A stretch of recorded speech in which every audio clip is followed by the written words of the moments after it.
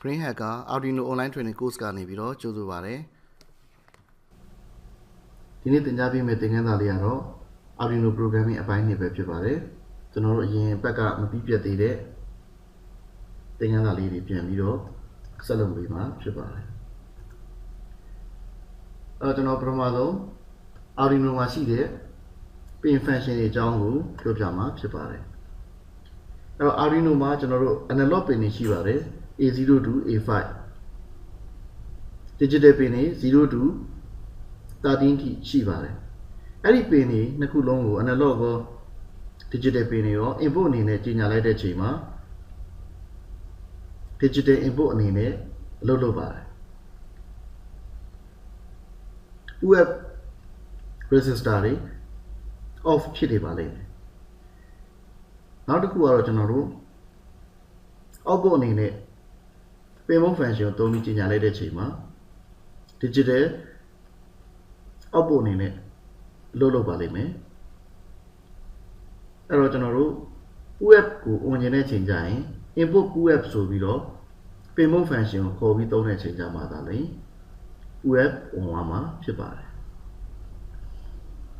အဲ့ analog pin တွေကို digital pin တွေအနေနဲ့သုံးလို့ရပါတယ်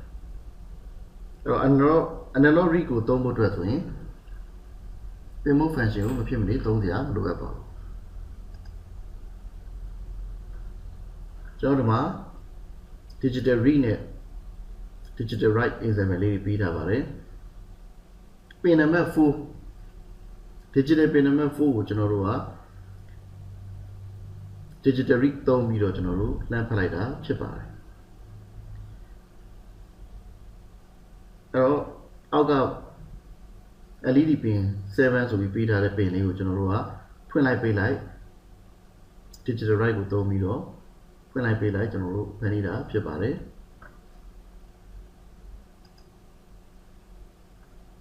UF resistor တို့ကဆိုတာကတော့ကျွန်တော်တို့ input တွေဖတ်တဲ့ချိန်မှာမဖြစ်မနေလိုအပ်ပါတယ် UF ဒါမှမဟုတ် pull down UF ဆိုတာတော့ကျွန်တော်ဖတ်မဲ့ input port နဲ့ power နဲ့ကြားထဲမှာထားတဲ့ resistor လေးကိုပြောတာပါအများဆုံးအားဖြင့် tank ကိုသုံးလို့ရှိပါတယ်ပုံမှန်ပြထားတဲ့အတိုင်း pull down ကတော့ကျွန်တော်တို့ဖတ်မဲ့ input pin နဲ့ ground နဲ့ကြားထဲမှာထည့်ထားတာဖြစ်ပါတယ်အဲ့ resistor လေးကလည်း tank ကိုပဲသုံးတာများပါတယ်ဒါပေမဲ့ကျွန်တော်တို့အပြင်မှာဒီလို resistor ထပ်မချိတ်ပေးပဲနဲ့ pin mode function ထဲမှာ input UF ဆိုပြီးတော့ပေးလိုက်မယ်ဆိုလို့ရှိရင် internal UF resistor လေးကိုကျွန်တော်တို့ကဝင်ပေးလို့ရပါတယ်UF မရှိဘူးဆိုလို့ရှိရင်ကျွန်တော်တို့ဖတ်တဲ့data တွေမှားနိုင်ပါတယ်ဒါအပြင်ကျွန်တော်တို့ဒီ NA ရှိနိုင်တဲ့အခြေအနေရှိတဲ့အတွက်ကြောင့်ဒီ Arduino ထိခိုက်နိုင်တဲ့ pin တွေထိခိုက်နိုင်တဲ့အခြေအနေရှိတဲ့အတွက်ကြောင့်ကျွန်တော်တို့ UF ကို input မှာခေါ်သုံးနေရှိပါတယ်ကျွန်တော် input output XML လေးတွေရှိပါတယ်ကျွန်တော်တို့ input အတွက် button pin 2ထားပါတယ် LED pin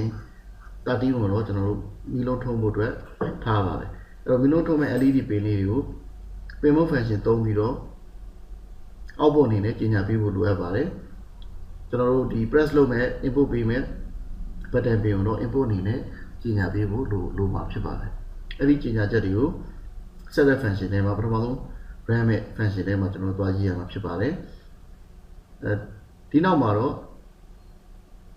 digital read လုပ်မဲ့ write လုပ်မဲ့ function တွေကိုအကြည့်ကြည့်လုပ်နေမဲ့ loop function ထဲမှာသွားရေးမှာဖြစ်ပါတယ်အဲ့တော့ button pin မှာရှိတဲ့ value ကိုကျွန်တော်တို့ကသွားဖတ်မယ်သွားဖတ်ပြီးရင် LED pin မှာအဲ့ button value ကိုသွားရေးမယ်ဆိုချင်တာကျွန်တော်တို့က button pin ကို press လုပ်ထားရင်ကျွန်တော်တို့ height ရပါမယ်အဲ့ဒီ height ကိုသွားရေးလိုက်မယ်ဆိုရင် LED မီးလင်းမှာဖြစ်ပါတယ်ဆိုတာကကျွန်တော်တို့ close နှိပ်ရင်မီးလင်းပြီးတော့ close လွှတ်လိုက်လို့ရှိရင်မီးပိတ်သွားမှာဖြစ်ပါတယ် analog read အကြောင်းကိုသူတို့ရှင်းပြထားပါတယ် analog read က analog signal တစ်ခုကိုသူက digital value analog to digital ပြောင်းပေးတာဖြစ်ပါတယ် analog signal တွေကတော့0 to 5 volt ဖြစ်မှာဖြစ်ပြီးတော့သူ့ကိုကျွန်တော်တို့က 10 bit resolution နဲ့ပြောင်းလိုက်တဲ့ချိန်မှာ ကျွန်တော်တို့02 1023D value တွေဖြစ်လာပါလိမ့်မယ်အဲ့ဒါကိုကျွန်တော်တို့ equivalent တန်ဖိုးတွေပြန်ပြောင်းခြင်းတဲ့ချိန်မှာအောက်မှာပြထားတဲ့ equation တိုင်းပြောင်းပြီးလို့ရမှာဖြစ်ပါတယ်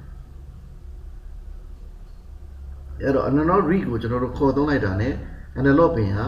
automatically input အနေနဲ့ပြောင်းလဲသွားမှာဖြစ်ပါတယ် input လို့သူ့ချင်းညာပေးကြမလို့ပါဘူး analog write ကတော့ကျွန်တော်တို့ဒီ PWM ကျွန်တော်တို့ထုတ်ပေးတာဖြစ်ပါတယ်အဲ့တော့ analog write က analog အစစ်မဟုတ်ပါဘူးသူ့ကိုကျွန်တော်တို့က duty cycle တစ်ခုနဲ့ on off ပြုလုပ်ပြီးမှဖြစ်ပါတယ်0 to 5ဖို့ကျွန်တော်တို့ကပေးလိုက်ဖွင့်လိုက်ပေးလိုက်ဖွင့်လိုက်ပေးလိုက်ပြုလုပ်ခြင်းအပြင်ကျွန်တော်တို့လိုချင်တဲ့ average value တစ်ခုကိုထုတ်ပေးမှာဖြစ်ပါတယ်ဒီမှာကျွန်တော်တို့ 25% 50% 75% စသဖြင့်ပြောင်းလဲသွားတဲ့အချိန်မှာဖြစ်လာမဲ့ value တွေကိုပြထားပါတယ်ဒီဘက်မှာ oscilloscope နဲ့တိုင်းကြည့်တဲ့အချိန်မှာမြင်ရမယ့် analog တွေကိုမြင်ရမှာဖြစ်ပါတယ်ဒါတော့ analog exercise လေးဖြစ်ပါတယ်ဒီထဲဥပမာတော့ကျွန်တော်တို့ pin 6မှာကျွန်တော်တို့ analog write နဲ့127တန်ဖိုးတစ်ခုကိုကျွန်တော်တို့ကထည့်ပေးလိုက်ပါမယ်ထည့်ပေးလိုက်ပြီးကျွန်တော်တို့ကဒီဘက်ကနေပြီးတော့ analog read နဲ့ပြန်ဖက်ပြီးတော့ပြမှာဖြစ်ပါတယ်အဲ့တော့ pin 6နဲ့ A0 နဲ့ကိုချိတ်ထားပေးရမှာဖြစ်ပါတယ်အဲ့မှာ A0 ကိုသူက integer အနေနဲ့သိရဆိုတာကို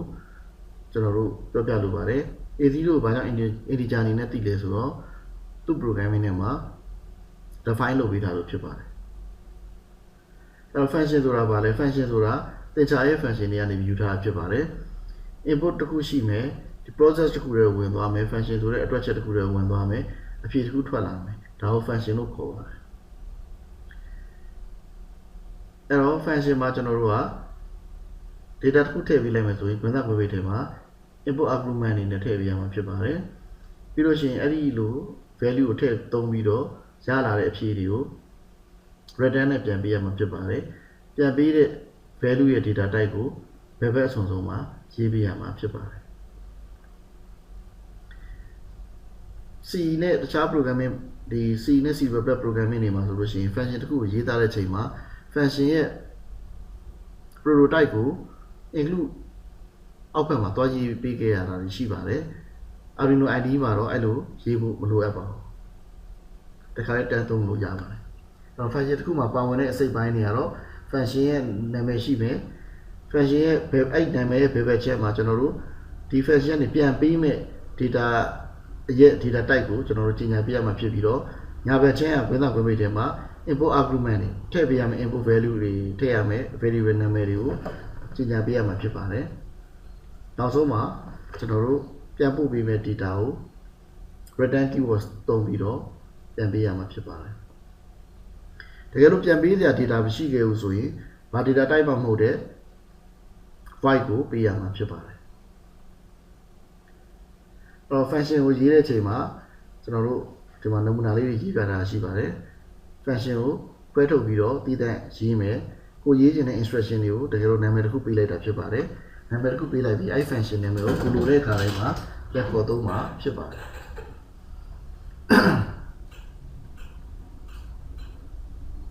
ကျွန်တော်တို့ဆုံးဖြတ်ချက်တွေချဖို့အတွက် program ရေးတဲ့ချိန်မှာဒီကျွန်တော်တို့ control statement တွေကိုသုံးရပါတယ် if statement ကတော့ကျွန်တော်တို့အချက်လက်တစ်ခုကိုမှန်လားမမှန်လားစစ်ဆေးတဲ့အချိန်မှာအသုံးပြုပါတယ်အဲ့တော့ကျွန်တော်ဒီမှာဆိုရင်ဒီ button value က high ဖြစ်နေလားမဖြစ်နေလားဆိုတာကိုဒီ if statement နဲ့ကျွန်တော်စစ်ထားတာဖြစ်ပါတယ် high ဖြစ်ရင်တစ်ခုလုပ်မယ်ဒါမှမဟုတ်လို့ရှိရင် if s ကိုသုံးထားတဲ့အတွက်ကြောင့်